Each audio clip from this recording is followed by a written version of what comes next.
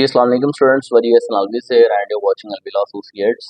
LLB part 3 और important questions की जो एक लेक्चर सीरीज है वो हमने स्टार्ट की हुई है। सो फार 3 सब्जेक्ट्स के जो इम्पोर्टेंट क्वेश्चंस हैं वो हम डिस्कस कर चुके हैं। फोर्थ वन आज हमारे पास है ईजमेंट के हवाले से। ईजमेंट में यू नो वेरी वेल दो चीज़ें हमारे पास, लॉ ऑफ टोर्ट है और लॉ ऑफ ईजमेंट है। अगर लॉ ऑफ टोर्ट की बात करें तो उसमें हमारे पास 8 क्वेश्चंस हमें एग्जाम में पूछे जाएंगे और out of 8 we have to attempt any 4, ठीक है, फॉर 80 मार्क्स। अगर हम बात करते हैं ईजमेंट वाले पोर्शन की तो हमें दो क्वेश्चंस ईजमेंट में आएंगे and we have to attempt only one question for 20 marks. So 80 plus 20 is equal to 100, ठीक है। 100 नंबर का टोटल पेपर है, 80 नंबर का आपको टोट का पोर्शन आएगा, 20 मार्क्स का आपको जो है वो ईजमेंट का पोर्शन आएगा। टोटल मिला के हमारे 100 मार्क्स होंगे।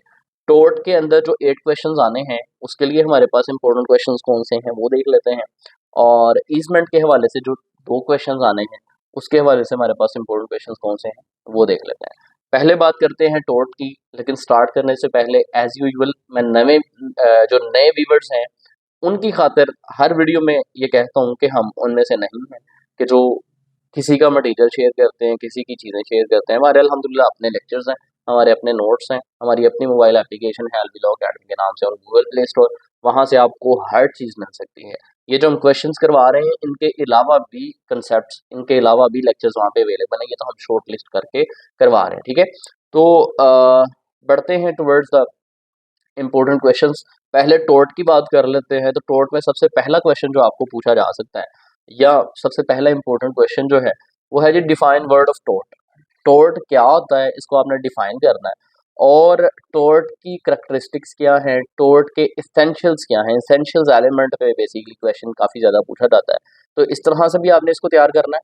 और फिर एक और चीज़ है, टोट का डिफरेंस आपने बयान करना है with crime and with contract, ठीक है। टोर्ट का कॉन्ट्रैक्ट और क्राइम के साथ क्या डिफरेंस है, इस चीज़ पे भी क्वेश्चन अक्सर आ जाता होता है। तो इस क्वेश्चन को आपने इस सिनेरियो में तैयार करना है कि आपको ये भी पता हो कि टोर्ट का मीनिंग क्या है, डेफिनेशन एटसेट्रा, कैरेक्टरिस्टिक्स और इसके एसेंशियल्स। एक क्वेश्चन इस एंगल से आपको आना चाहिए और एक क्वेश्चन आपको इस एंगल से तैयार होना चाहिए कि टोर्ट एक्चुअली क्या है और टोर्ट का कॉन्ट्रैक्ट और क्राइम के साथ जो है वो डिफरेंस क्या है, ये रिलेशनशिप क्या है एटसेट्रा।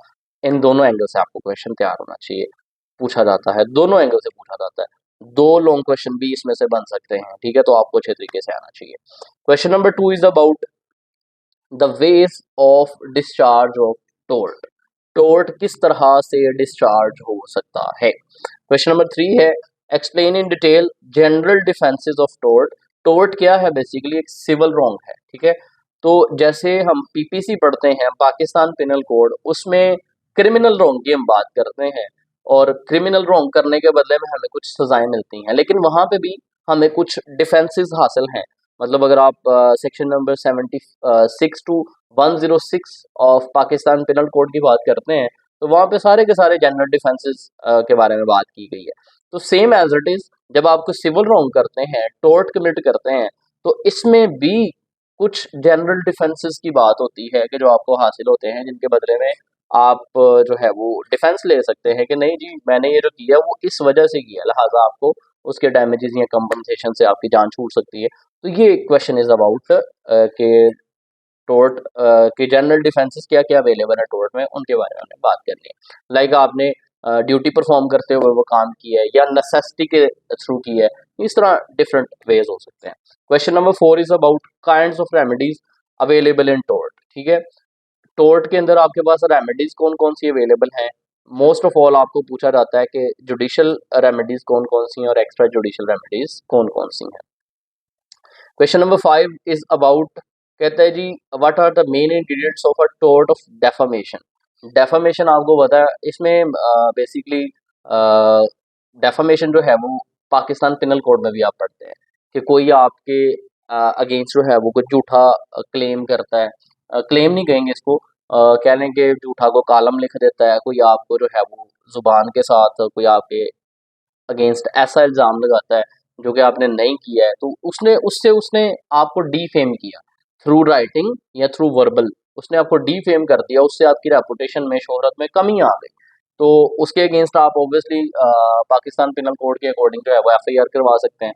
तो यहाँ पे सेम एज इट इज हमारे पास टोर्ट के अंदर भी एक डेफोमेशन का कंसेप्ट मौजूद है कि अगर कोई आपको डीफेम करता है तो उसके क्या क्या इंग्रेडिएंट्स हो सकते हैं कि वो इंग्रेडिएंट्स पूरे होंगे तो फिर ही हम कह सकेंगे कि यार इसने आपको डीफेम किया है। और अगर डीफेम कर दिया है तो अक्सर पाकिस्तान पिनल कोड में भी डेफामेशन के अगेंस्ट आपके पास कुछ डिफेंसेस अवेलेबल है।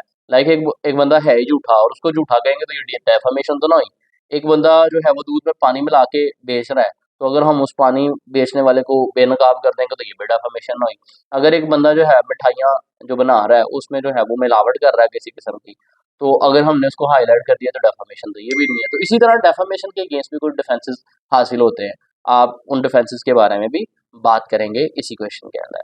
क्वेश्चन नंबर 6 है, discuss the tort of false imprisonment. False imprisonment भी वही है कि आप किसी के अगेंस्ट जो है वो कोई ऐसी बात कहते हैं जो उसमें मौजूद नहीं है, ठीक है। और इसके क्या क्या डिफेंसेस हैं जो कि विटनेस ले सकता है, इस चीज़ को भी आपने डिफाइन करना है। कहते हैं define and discuss the trespass to person with special imprisonment to false imprisonment as a tort. Sorry, I am really very sorry.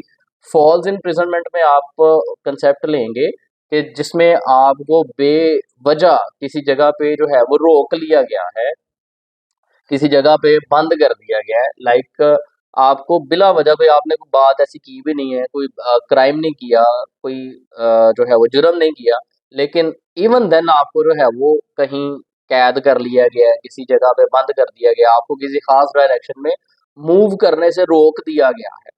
तो ये है आपका फॉल्स इम्प्रिजनमेंट का कंसेप्ट। तो ये भी हम जो है वो डिस्कस करेंगे कि फॉल्स इम्प्रिजनमेंट बेसिकली क्या है। और ट्रेसपास टू पर्सन भी इसमें ही कवर हो जाएगा आपका किसी हद तक।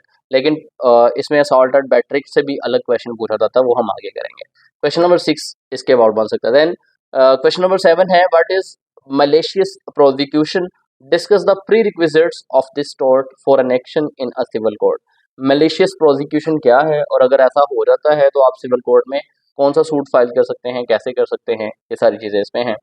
Question number 8 is about assault and battery. कहता है discuss assault and battery, what is difference between the two. Assault और बैटरी में फ़र्क क्या है।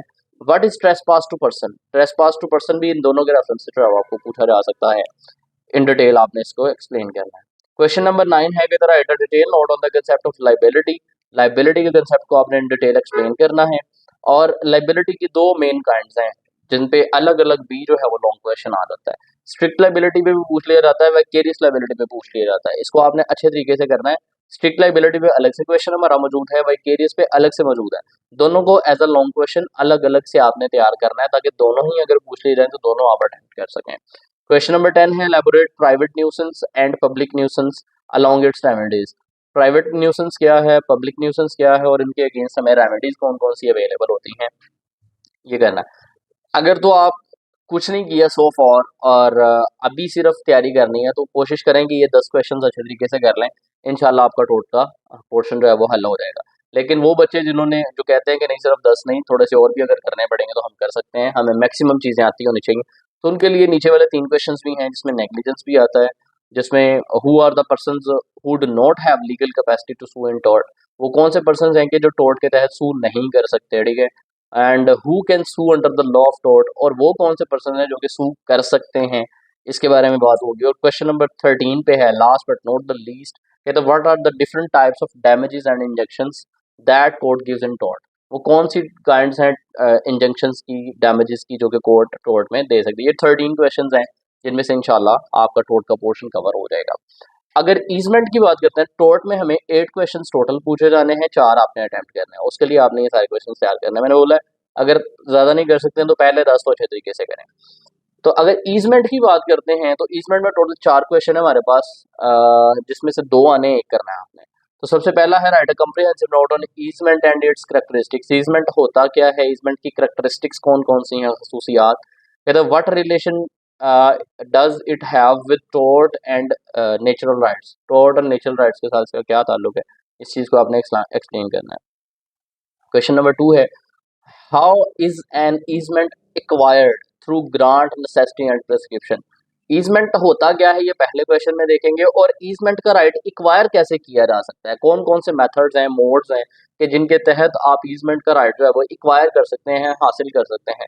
ये मोस्ट इंपोर्टेंट क्वेश्चन है, ये अक्सर जो है वो रिपीट होता है। दो क्वेश्चन हो गए ईजमेंट के हवाले से। नंबर थर्ड पे है एक तो तरीका है एक्वायर करने का ईजमेंट को, और एक तरीका है ईजमेंट को एक्सटिंग्विश करने का, मतलब जिससे ईजमेंट का राइट खत्म हो जाता है। तो वो भी इंपॉर्टेंट क्वेश्चन है। कहता है जी, how can an easement be extinguished and in what circumstances can it be revived. कौन से ऐसे सर्कमस्टांसेस है कि जब ईजमेंट का राइट आपका एक्सटिंग्विश हो सकता है, और ऐसी कौन सी चीजें हैं जिनसे आप इसको रिवाइव कर सकते हैं, ये क्वेश्चन नंबर 3 में पढ़ेंगे। And last but not the least, again question number 4 we have given what are various incidents of easement. Easement के वेरियस इंसिडेंट्स कौन से हो सकते हैं। तो ईजमेंट के हवाले से 4 क्वेश्चन हैं जिनमें से 2 आने हैं, एक करना है।